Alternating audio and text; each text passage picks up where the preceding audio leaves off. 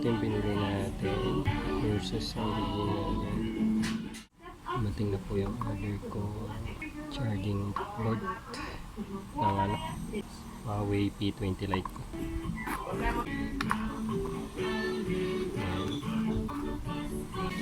Order ko kasama ng ganito.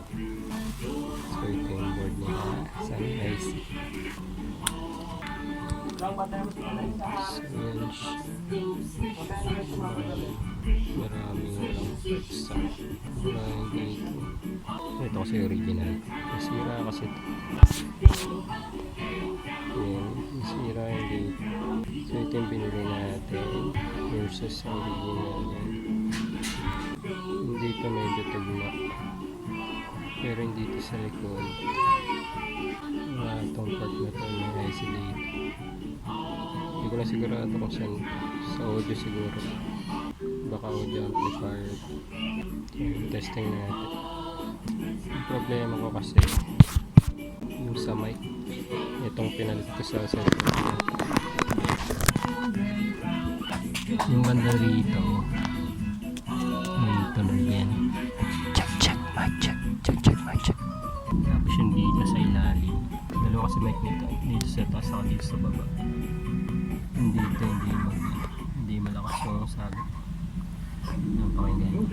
So, balik natin ito. Ayan po. Ayos na naman ang side lang kung sarili niya.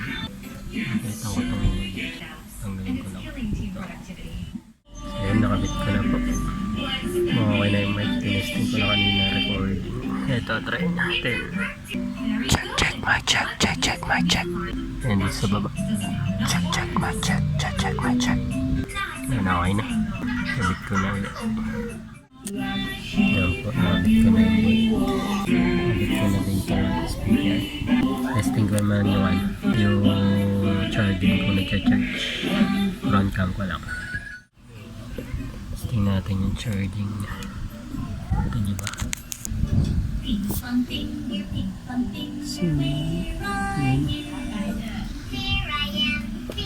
Okay man charging. Nakabit ko na yun. Cover 8 method na lang ulit ginamit ko. Siguro tanggalin ko na yung mga tape.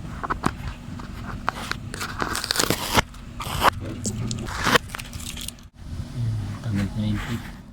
Inayos ko din kasi siya kasi may tumatawag sa akin, hindi ako marinig.